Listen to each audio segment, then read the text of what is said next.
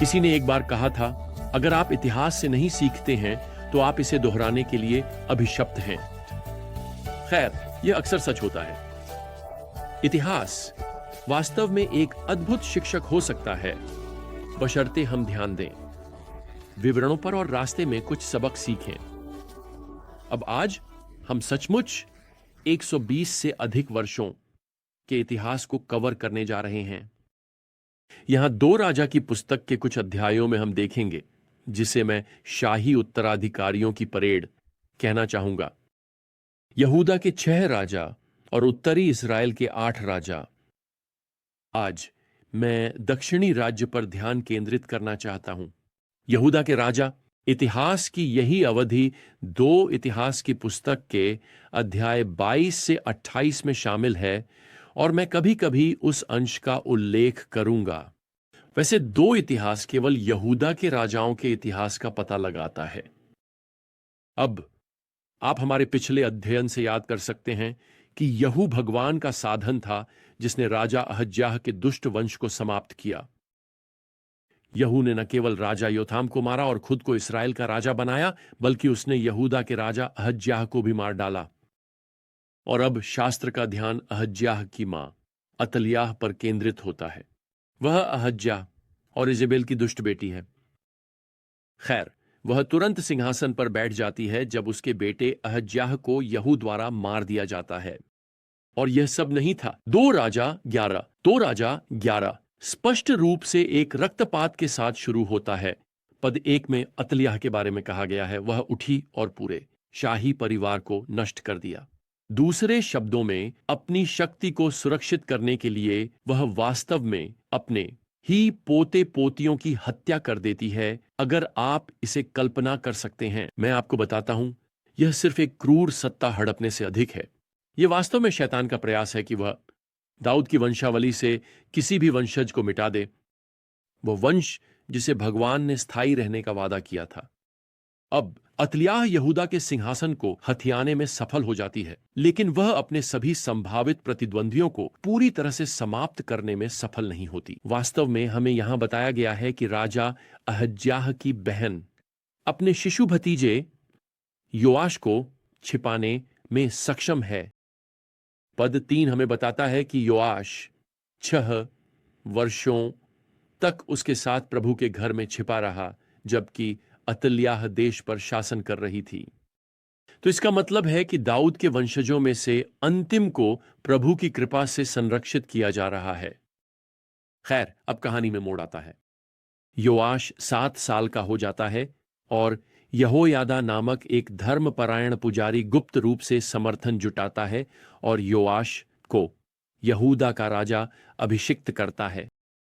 अतल्याह को पता चलता है और वह चिल्लाने लगती है, राजद्रोह, राजद्रोह।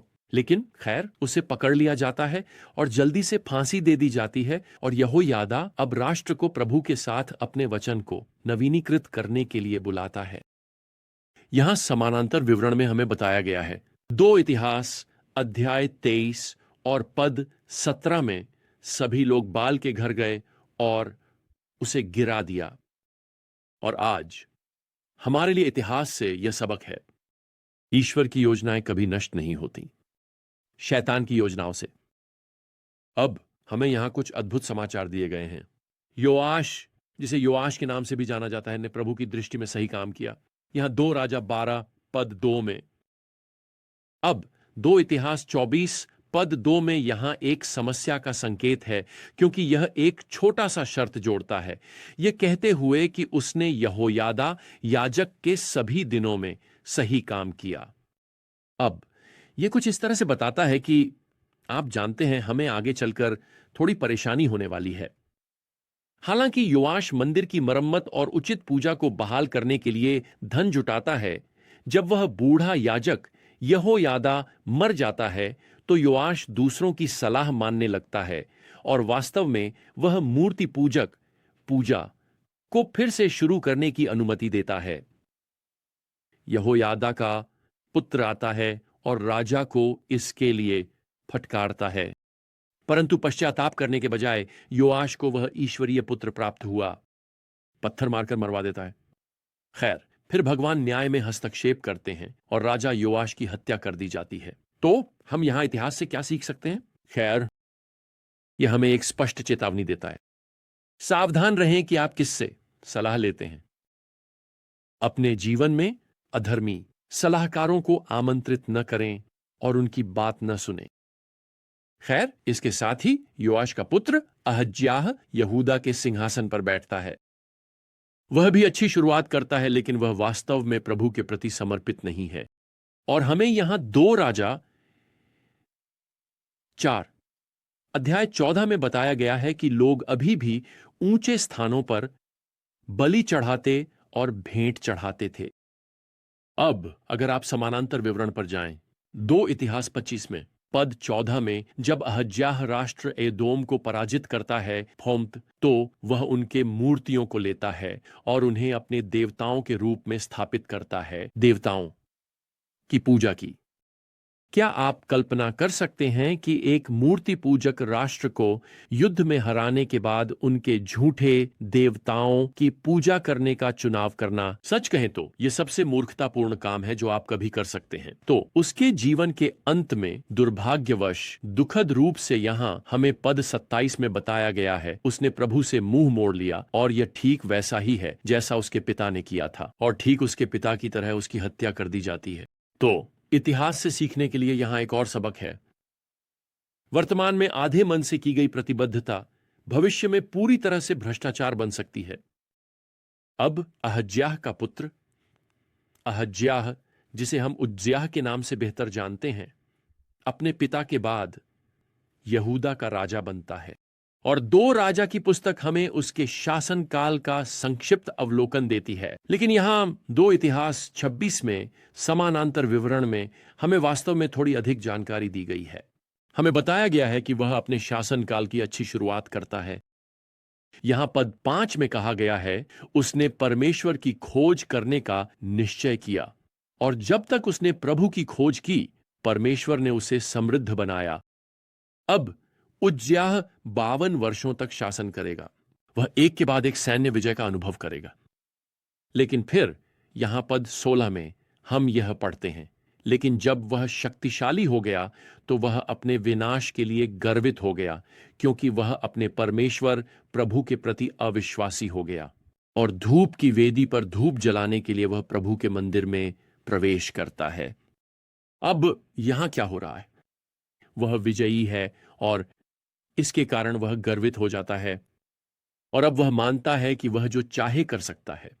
वह यहां तक कि एक पुजारी की भूमिका भी ले सकता है, जो परमेश्वर के कानून की अवहेलना है। खैर, परमेश्वर उसे कुष्ठ रोग से मारता है जब तक कि वह मर नहीं जाता, और यह अशुद्धता उसे फिर कभी मंदिर में प्रवेश करने से रोकती है। उज्ज्याह के पास मूल रूप से सब कुछ था, लेकिन वह संतुष्ट नहीं था। और यहां इतिहास से एक और सबक है जिसे हम सभी को आज सीखना चाहिए। यह संभव है कि हम किसी ऐसी चीज को इतना चाहें जो हमारे पास नहीं है, कि हम जो हमारे पास है उसका आनंद लेने की क्षमता खो दें। खैर, अब इस राजाओं की परेड में अगला व्यक्ति जो सिंहासन पर बैठता है वह है योथाम, उज्ज्याह का पुत्र। 2 राजा 15 और 2 इतिहास अध्याय 27 में हमारे पास उनके बारे में जो विवरण हैं वे काफी संक्षिप्त हैं, लेकिन वे हमें इस राजा को एक धार्मिक शासक के रूप में प्रस्तुत करते हैं। 2 इतिहास अध्याय 27 की आयत 6 उनके शासनकाल को इस प्रकार संक्षेप में प्रस्तुत करती है। योथाम शक्तिशाली बन गया क्योंकि उसने अपने मार्गों को अपने प्रभु अपने भगवान के सामने व्यवस्थित किया। इसलिए योथाम का जीवन वास्तव में हमें इतिहास से एक और सबक देता है। यहां यह है, यह संभव है कि आप भगवान के लिए एक आज्ञाकारी जीवन जी सकते हैं, भले ही आपके माता पिता भगवान के प्रति अवज्ञा में रहे हों। और शायद आप में से कुछ के लिए आज यह बहुत महत्वपूर्ण होगा और आपको प्रोत्साहित करेगा। अब अंततः 2 राजा अध्याय 16 और 2 इतिहास अध्याय 28 दोनों यहूदा के राजा अहज्याह योथाम के पुत्र के शासनकाल का वर्णन करते हैं। अब इनमें से किसी भी पुस्तक में इस व्यक्ति के बारे में कुछ भी अच्छा नहीं कहा गया है। 2 राजा अध्याय 16 और पद 2 में हम पढ़ते हैं उसने प्रभु की दृष्टि में सही नहीं किया, और मैं आपको बताता हूं यह एक बहुत ही कम आकलन है। 2 इतिहास अध्याय 28 में हम पद 2 में पढ़ते हैं कि अहज्याह ने बालों के लिए धातु की मूर्तियां बनाई और उसने हिन्नोम के पुत्र की घाटी में बलि चढ़ाई और अपने पुत्रों को बलि के रूप में जलाया। अब सच कहूं तो यह कल्पना करना कठिन है कि राजा दाऊद के वंशज अपने कुछ पुत्रों को एक मूर्ति पूजक देवता के लिए बलि चढ़ा देंगे। खैर, अहज्याह का शासनकाल सैन्य हार से चिह्नित है। भगवान कृपापूर्वक उसका ध्यान आकर्षित करने की कोशिश करते हैं, लेकिन अहज्याह भगवान की किसी भी चेतावनी या संदेश में रुचि नहीं रखता। और यहां हमारे लिए आज इतिहास से एक और सबक है। भगवान की चेतावनी को अनदेखा करना जीवन में और भी अधिक भटकाव की गारंटी है। अब अहज्याह का शासनकाल 16 वर्षों के बाद समाप्त होने वाला है। सच कहूं तो भगवान की कृपा और देखभाल में उसकी मृत्यु यहूदा के सबसे धर्मपरायण राजाओं में से एक को सिंहासन पर लाने वाली है। यह लगभग एक आश्चर्य है, लेकिन यह राष्ट्र के लिए एक महान आशीर्वाद बनने वाला है। हमें उनसे मिलने के लिए किसी और समय का इंतजार करना होगा। तब तक प्रभु यीशु मसीह की कृपा, भगवान का प्रेम और पवित्र आत्मा की संगति आप सभी के साथ हो। आमीन।